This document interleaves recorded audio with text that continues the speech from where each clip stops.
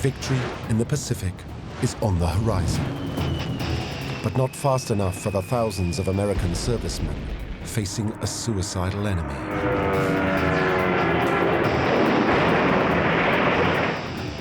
To end the epic war in the Pacific, it will take the most destructive form of warfare ever invented.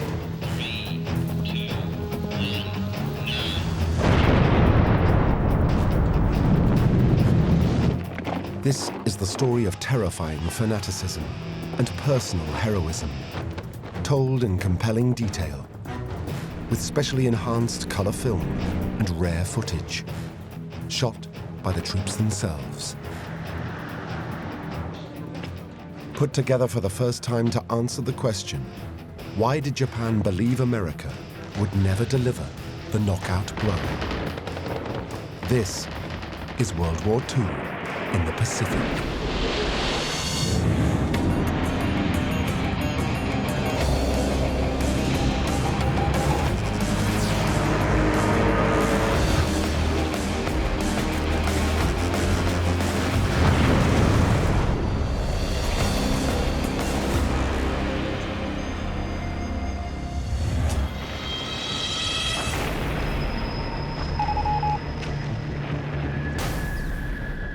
Two and a half years after Pearl Harbor, it's finally payback time.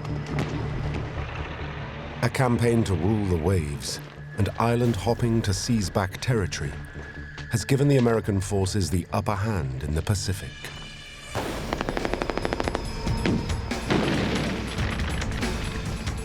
But not for a second does anyone believe Japan is ready to give in.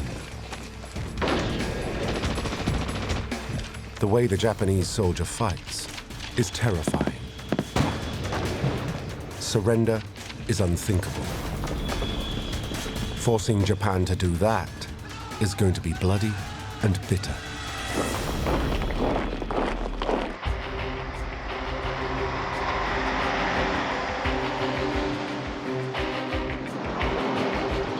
In Europe, US soldiers know they can overcome their enemy in conventional battle. For them, by the summer of 1944, the end is in sight.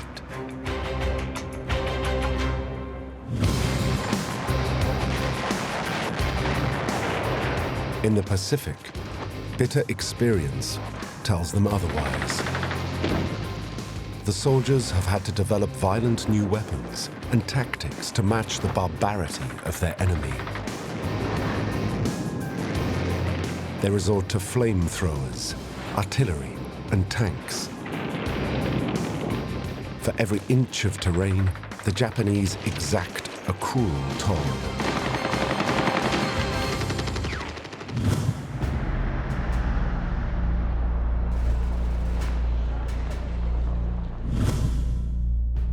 General George C. Marshall, Chief of Staff of the US Army, fears defeating Japan can only come at a horrific cost in American lives. Desperate to avoid this, he and his colleagues, the Joint Chiefs of Staff, devise a plan. A simple, two-pronged strategy.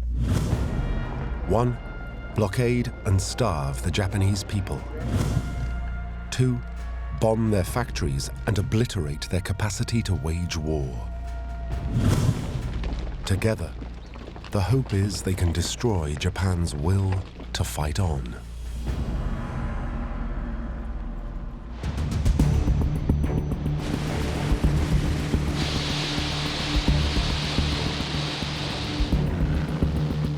Phase 1 begins. US submarines operating out of the Philippines and aircraft from US carriers blockade Japan, severing vital supply lines.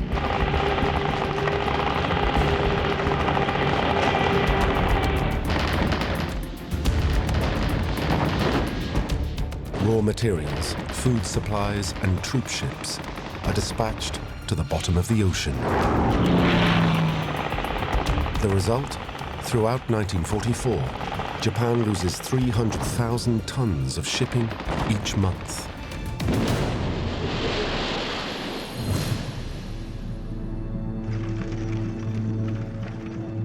Food stocks plummet, millions go hungry, and a famine looms.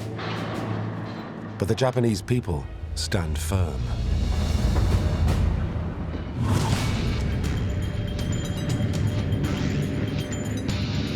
Time for Phase 2 to kick in.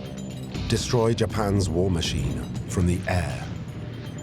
It's a chance for one man to make his mark. Curtis LeMay is a cigar-chomping, battle-seasoned Major General in the US Army Air Force's 20 Group in China.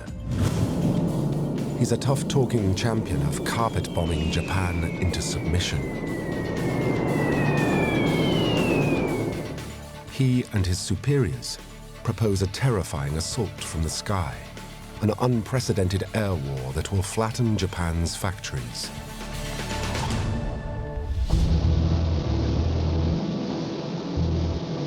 The challenges LeMay faces are huge. Distances in the region are massive.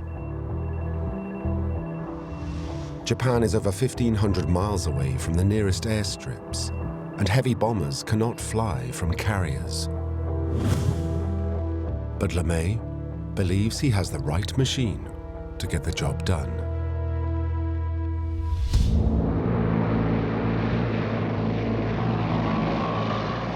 The brand new Boeing B-29 Superfortress. The result of a $3 billion development program. A state-of-the-art 4-engine bomber, it can fly all the way to Japan thanks to its massive range of nearly 4,000 miles. This means it can operate out of airstrips in China and on the Mariana Islands.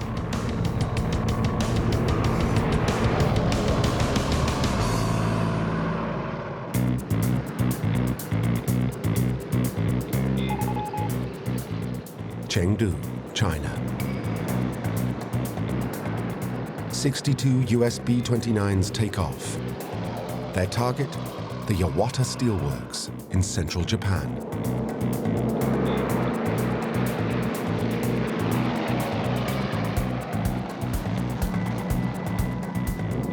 The distance is so great, the Superforts must fly unprotected, without fighter escort. This forces the bombers to fly at high altitude, where the Japanese fighters will have difficulty reaching them.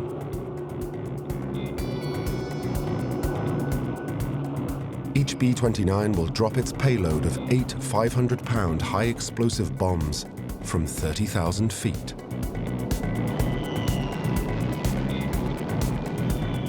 The goal? Flatten the steelworks.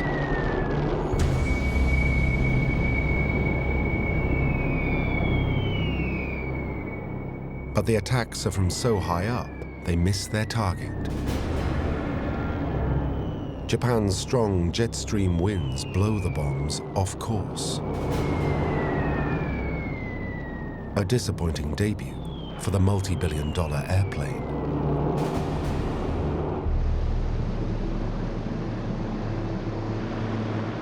The B-29's accuracy does not improve with additional raids in the weeks ahead. The grand plan to force Japan to surrender is not working. Curtis LeMay is promoted to take personal charge of the campaign. His answer is to bomb more and bomb harder, so he devises a new tactic, the firestorm.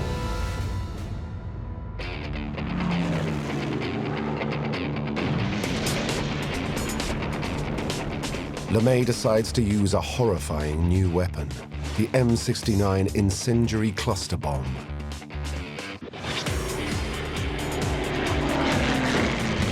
Accuracy is not essential. The incendiaries use napalm to burn whole swathes of a city. Any weapons factories in the area will be destroyed in the inferno.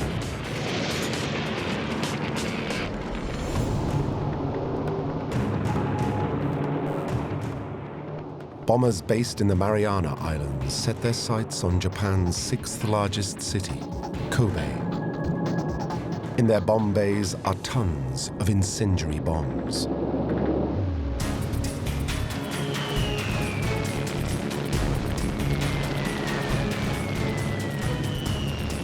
Kobe burns with a ferocity never before seen. The city is densely packed and made up of wooden and paper houses that explode into flames. Whole neighborhoods are incinerated. Thousands die. The orange glow can be seen hundreds of miles away.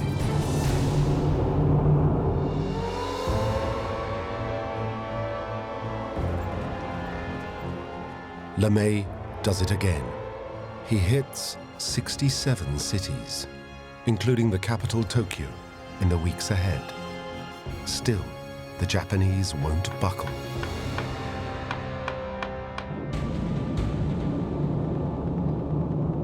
Worse, they are beginning to hit back.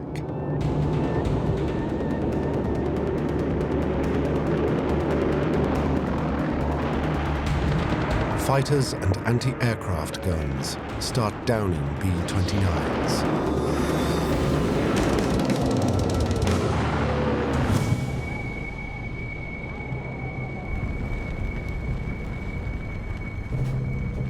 LeMay's aircrews are suffering mounting losses, with nearly 3,000 airmen killed. Morale is sinking. LeMay remains convinced that carpet bombing can work. But to succeed, he believes a change in tactics is in order. The B-29s must fly lower to improve accuracy. That means fighter escorts are essential.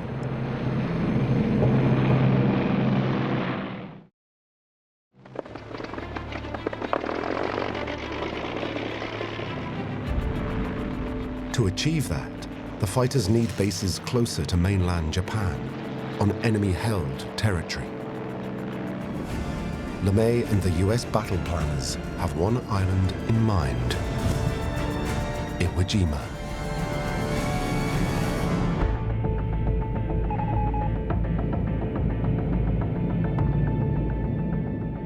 Iwo Jima is the most outlying of Japan's home islands, just a tiny lump of volcanic rock, barely 5 miles long.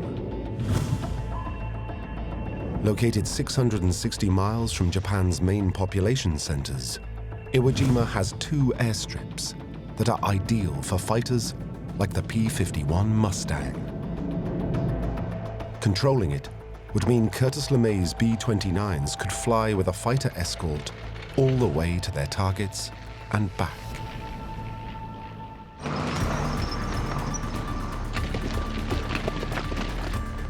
But since early 1944, the Japanese have been firmly dug in on Iwo Jima. The defense is masterminded by Japanese General Tadamichi Kurabayashi. He was military attaché in Washington in the 1920s. He knows what to expect from the Americans. His 21,000 men are making the tiny island into a fortress. They have dug tunnels, bunkers, and defensive lines away from the beaches. They believe they are ready for anything the Americans can throw at them.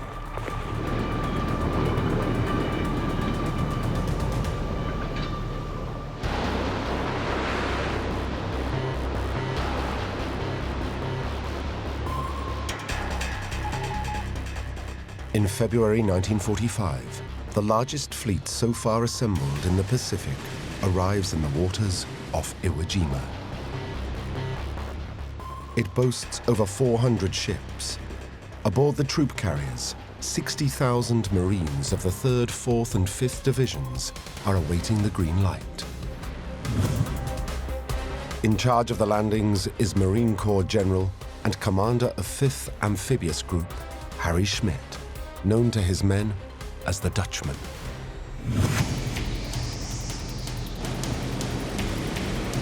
To crush all resistance, for 75 days the island is pummeled with a massive bombardment.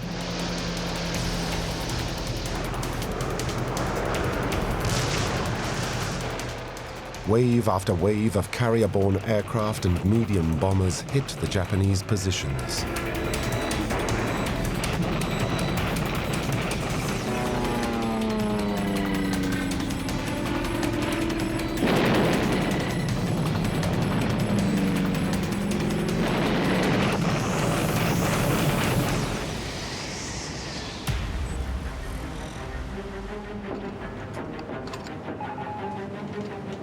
Then, the big guns of the fleet open up.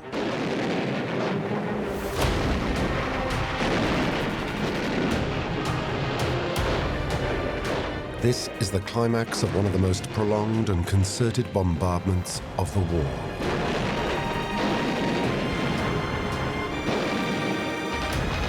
Intelligence suggests the island should fall in just a week.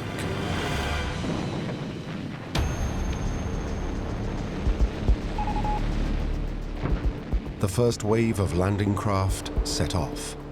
On board are 8,000 Marines.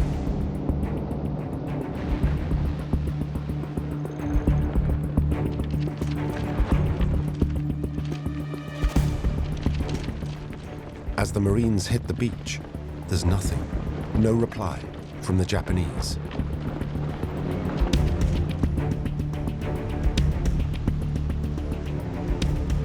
It seems the bombardment has worked.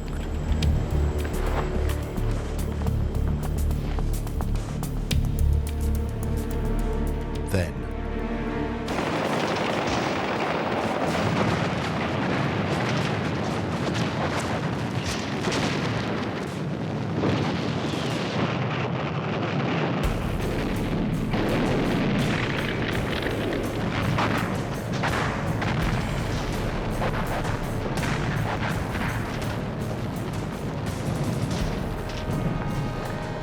the Japanese defenders had been hiding underground during the bombardment.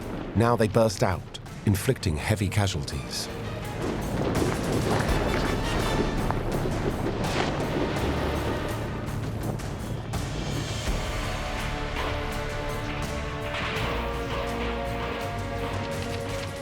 Over 500 Marines die on the beaches.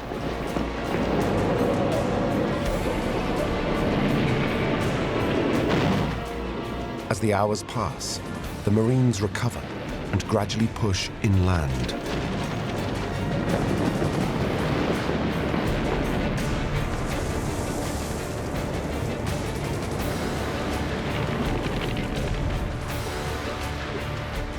By the end of the day, 30,000 Marines are ashore.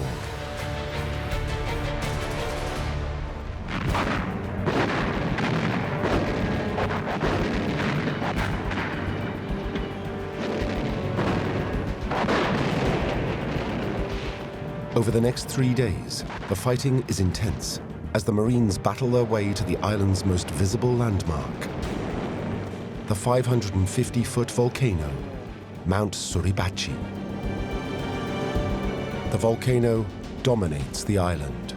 From there, the Japanese can fire on any targets below, including the all-important airfields. It's just a quarter of a mile from the beaches, but the Marines must fight their way up the steep mountainsides.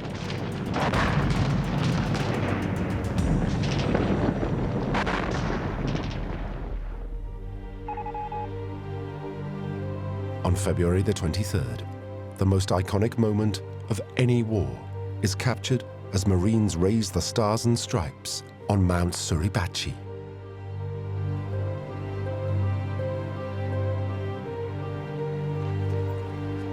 A different group of men are the first to raise a flag. But it is restaged later for the benefit of a photographer, Joe Rosenthal. He creates the image that will come to immortalize the Pacific War.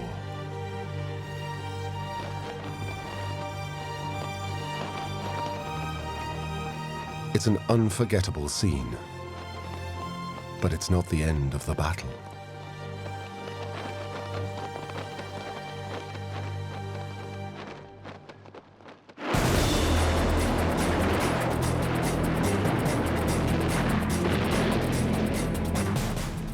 Combat continues for another 21 days because the Japanese refuse to surrender.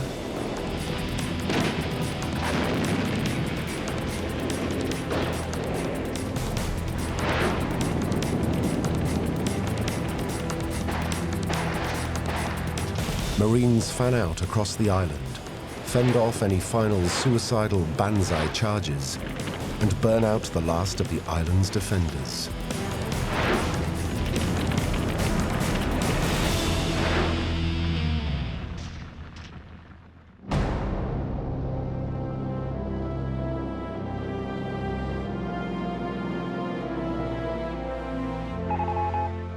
"36 days after it all began, Iwo Jima is secure.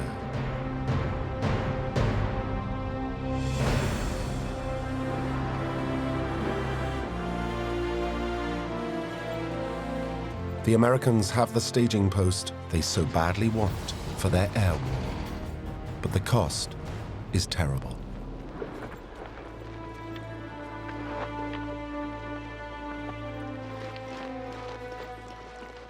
"6,821 Marines are killed, 18,000 wounded, capturing a tiny island just 5 miles long. Total casualties are proportionally worse than for D-Day. 27 Medals of Honor are won.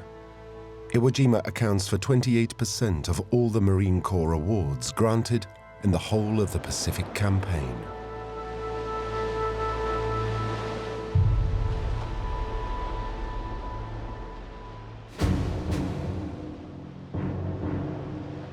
If anyone doubts the Japanese resolve, their losses prove the point. Only 200 of the original 21,000 defenders survive. The rest prefer to die. It shows exactly what the Americans are up against.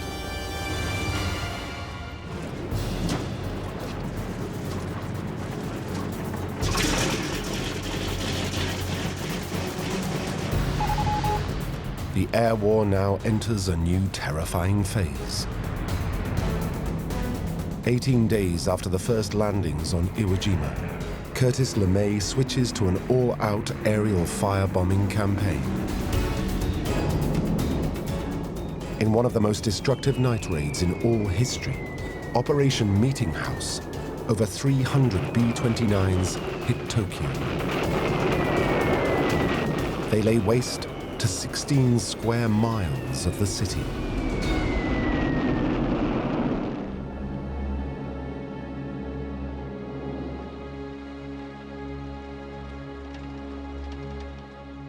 A 100,000 Japanese citizens are incinerated, 1 million made homeless. The cities of Nagoya, Osaka, and Kobe are all razed to the ground.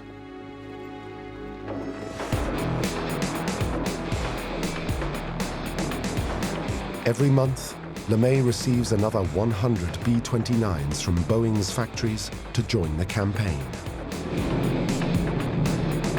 In total, his airplanes will drop 170,000 tons of bombs. Up to 500 bombers take part in each raid.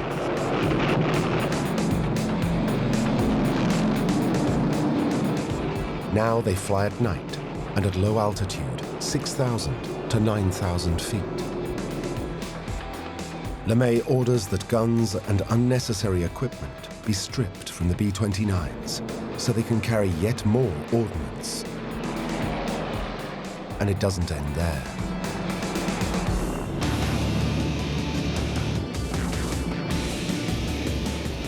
US aircraft can start roaming over Japan, shooting and strafing targets at will.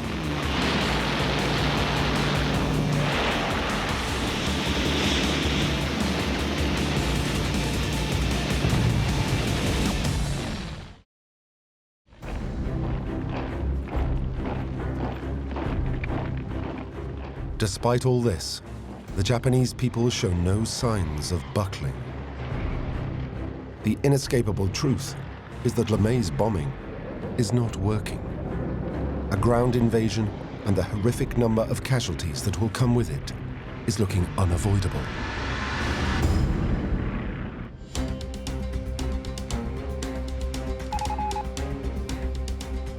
By spring 1945, American battle planners in the Pacific are terrified by the prospect of conducting more land invasions. But to win the war, it's a must. Hundreds of so-called home islands make up the Japanese nation. At their center are Japan's main population areas, the 4 islands of Honshu, Hokkaido, Kyushu, and Shikoku. Before they can capture these, America needs more staging areas close to the mainland. First in line, Okinawa, 340 miles to the south of the Japanese mainland.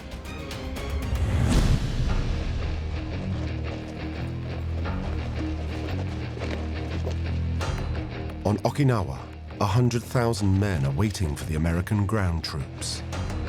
Backing them are hundreds of pilots schooled in the Bushido Code of Death instead of defeat.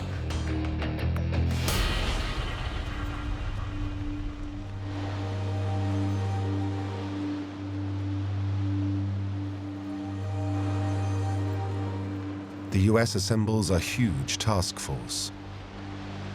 However, before American boots set foot on the island, the Japanese strike first.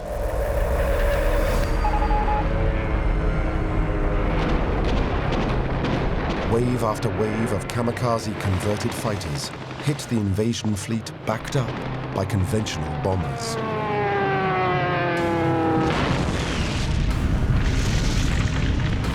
Several carriers are hit, others seriously damaged. Losses are even worse among the destroyers manning the outer defense lines.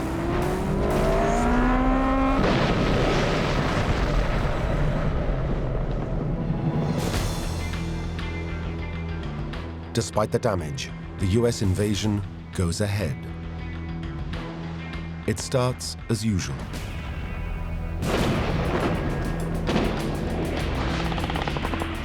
First, the heavy bombardment.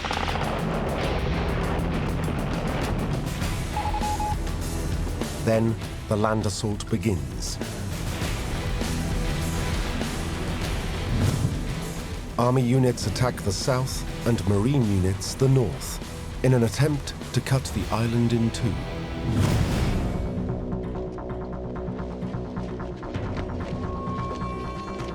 Again, the landing is strangely quiet. Japanese commander Lieutenant General Mitsuru Ushijima has withdrawn to a system of elaborately fortified defenses called the Shuri Line. The army units in the south quickly discover what that means.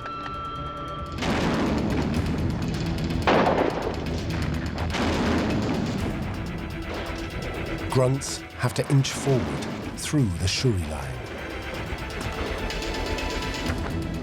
Each time a strong point is taken, the Japanese defenders fall back to pre-prepared positions where the bloody process begins again.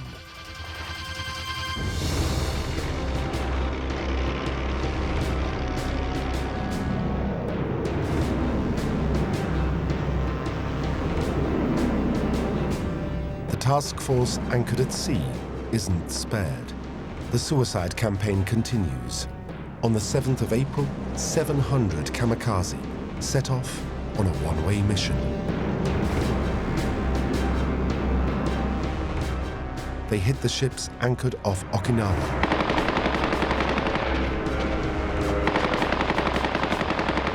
One destroyer survived 6 kamikaze attacks and 4 bomb hits.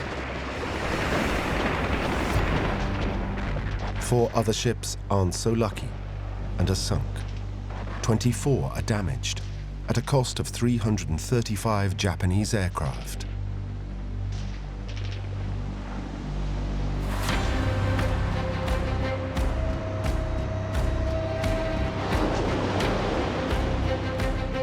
Japanese High Command is even prepared to sacrifice the pride of its fleet on a desperate last-ditch mission. The Yamato is the world's biggest and most powerful battleship at 72,000 tons. It is sent on a final sortie to devastate the US fleet at Okinawa.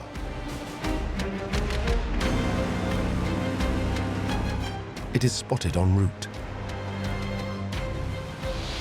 400 American fighters are scrambled.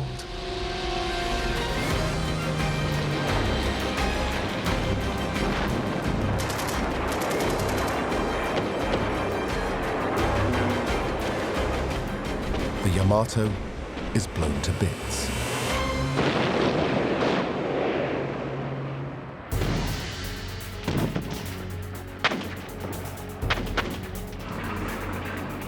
On Okinawa, fighting grinds on.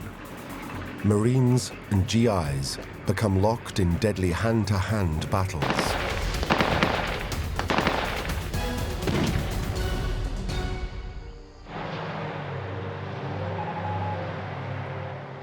"30 days in, momentous news reaches them amidst the mayhem.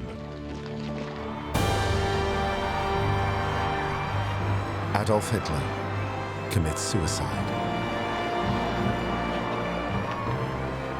A week later, the war in Europe is over.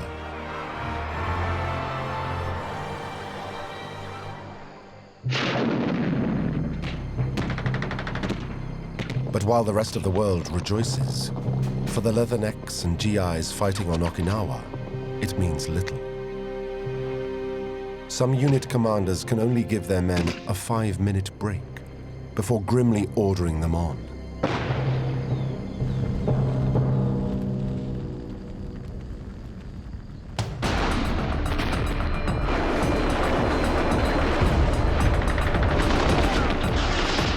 The battle for Okinawa rages on into a second, then a third month, as the Americans struggle to overcome the Japanese defenses.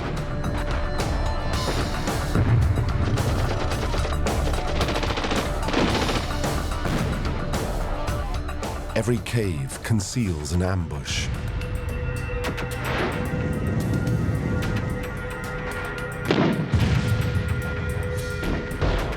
Each tree line hides a new bunker.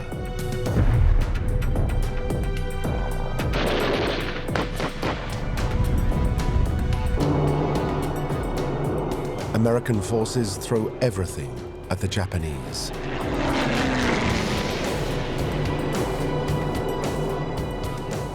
With total air supremacy, US fighter bombers take on a specialist ground support role.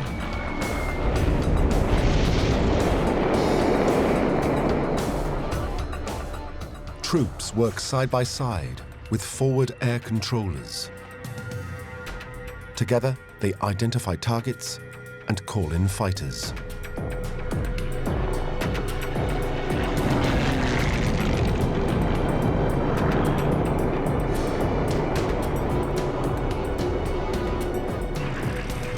If the aircraft can't silence the most stubborn resistance, flame-throwing tanks or demolition charges are brought in.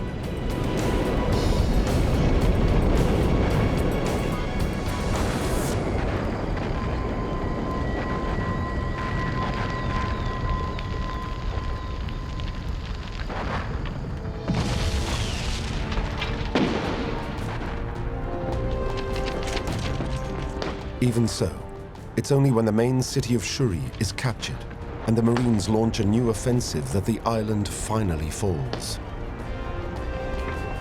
It has taken 82 days.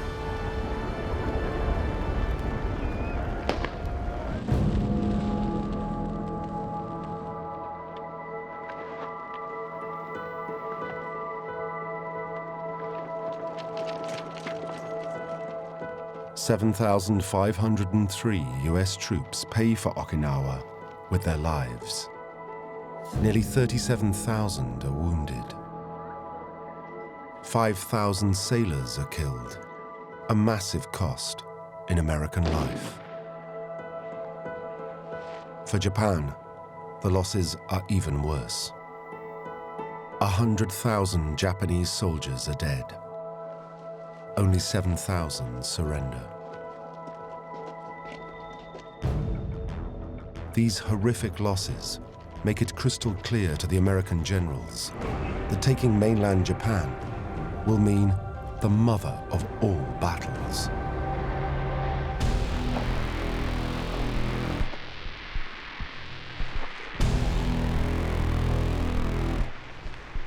Meanwhile, Japan is preparing for the final fight to the death. Hundreds of new kamikaze pilots are awaiting their chance to die for the emperor. 375,000 soldiers are gathered to repel the Americans. Militias and suicide volunteers are ready and waiting. In the air, a reserve of 5,000 aircraft has been held back. Their best tanks have been preserved for the final battle. Even after they've been hit by hundreds of thousands of tons of bombs, Japan's military leadership refuses to contemplate surrender.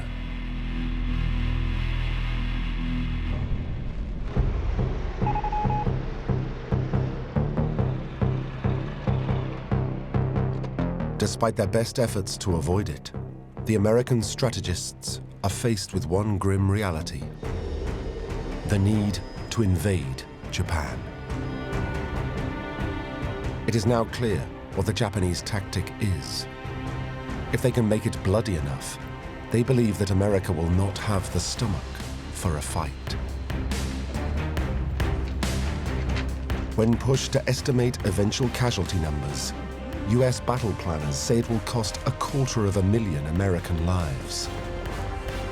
A figure that's unacceptable. They have to find another way.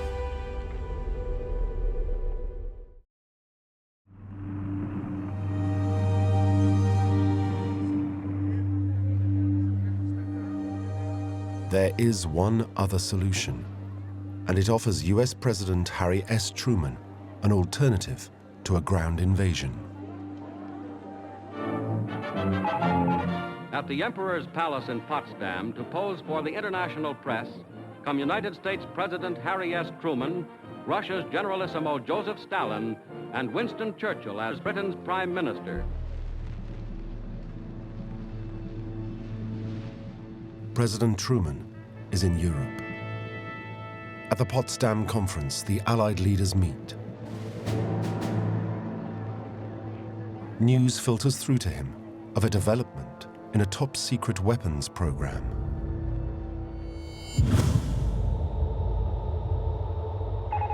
One day earlier, at the White Sands Proving Ground in New Mexico, the first successful atomic test in history took place. It is called Trinity.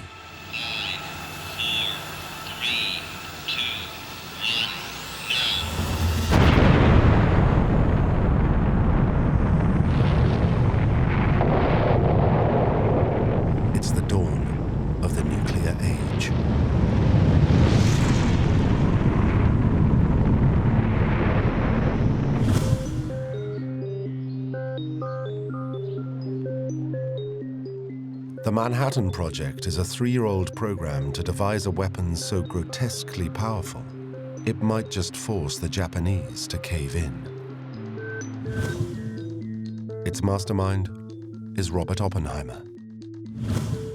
The result, the nuclear bomb.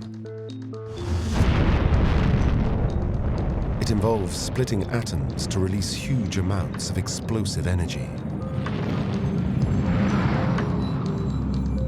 Oppenheimer and his team have developed 2 types of bomb.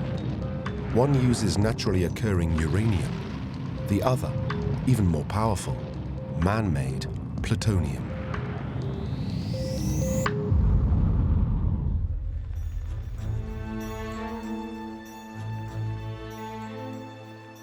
President Truman hints to Soviet leader Joseph Stalin that a powerful new weapon is ready.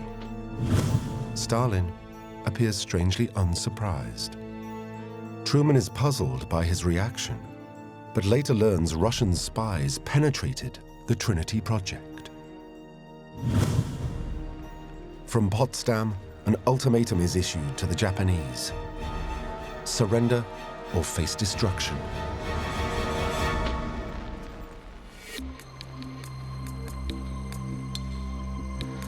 Japan does not respond. The Prime Minister has been ordered to maintain mokusatsu, meaning in Japanese, to kill by silent contempt. After agonizing over the decision, President Truman gives the go-ahead.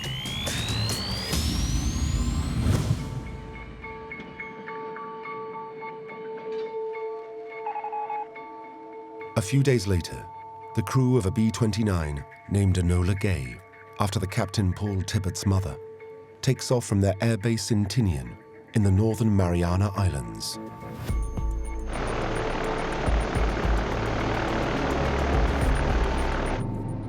In the plane's belly is a 15-kiloton uranium bomb, nicknamed Little Boy. Their target, Hiroshima, in western Japan.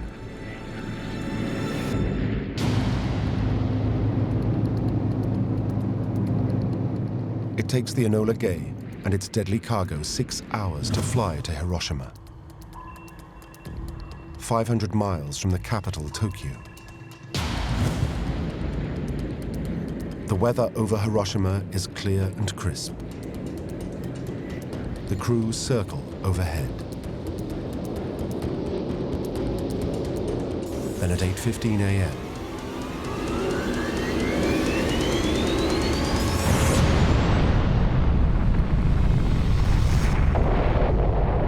an explosion with the power of nearly 15,000 tons of TNT is detonated over the city.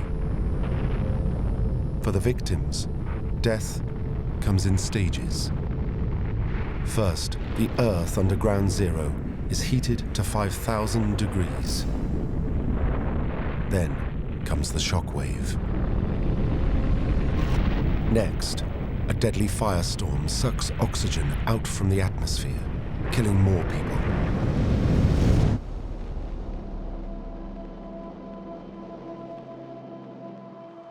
Finally, others will succumb to radiation poisoning, which arrives as black radioactive rain. The devastation for just one bomb is astonishing. Some 70,000 people are killed.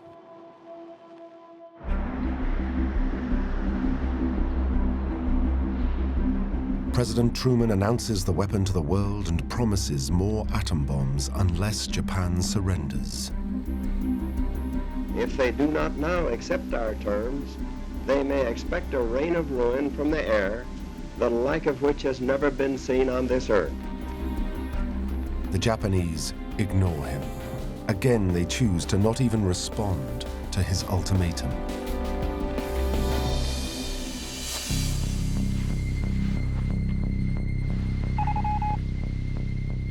Three days later, a plutonium-based bomb, even more powerful than the last and known as Fat Man, is loaded onto another B-29. The target, Nagasaki, 760 miles to the south of Tokyo.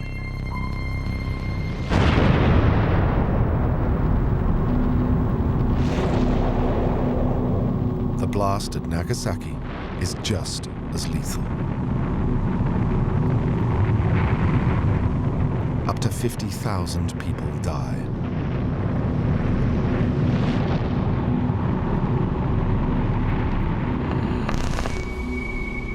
Still, there is no response from the Japanese leadership.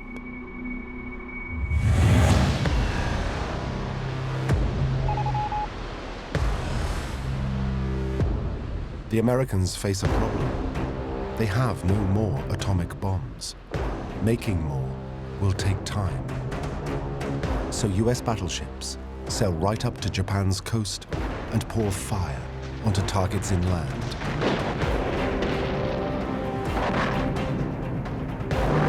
marauding fighters continue to shoot up anything and everything they can find.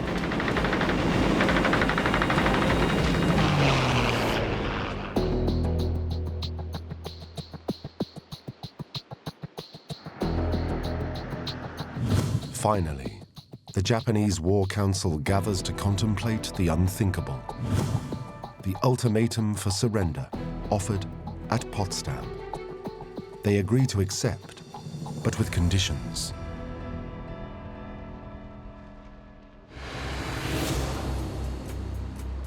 Japan's offer is immediately rejected. Truman is very clear. Only unconditional surrender will do.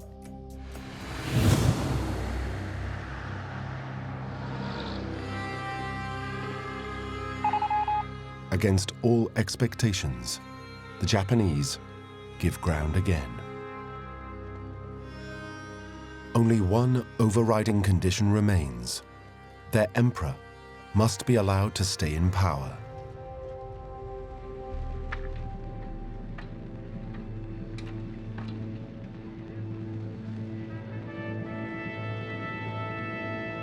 The Americans signal that if the Supreme Commander of Allied Forces, General Douglas MacArthur, is placed in overall command of Japan, they will allow the Emperor to stay. The two sides finally agree terms of surrender in early August.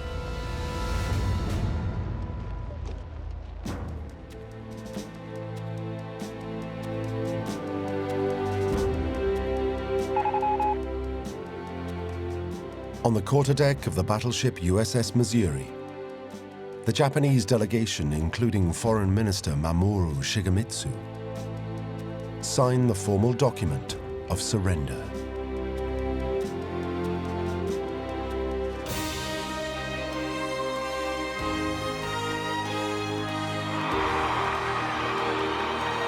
Finally, it's over. Peace has arrived.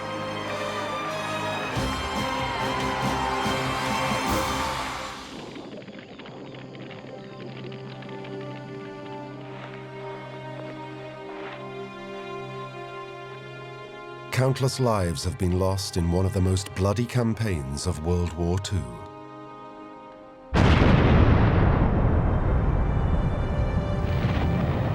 It's seen the arrival of new and frightening weapons and tactics, including the ultimate game changer in the atom bomb. In the end, it is a catastrophe for the Japanese.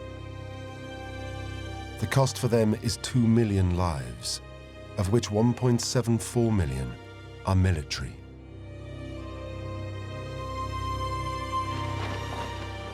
The American nation has fought for 4 years and buried nearly 500,000 men. In the Pacific, 55,145 men were lost from the Army, 29,263 from the Navy, and 19,163 Marines.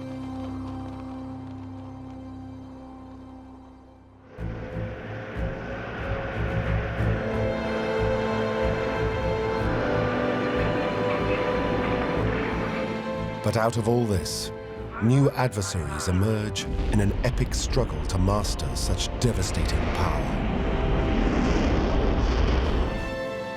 While the Japanese nation must rebuild its shattered and scarred country and learn to come to terms with a calamitous war that began in the waters of Hawaii and ended in rubble and ash.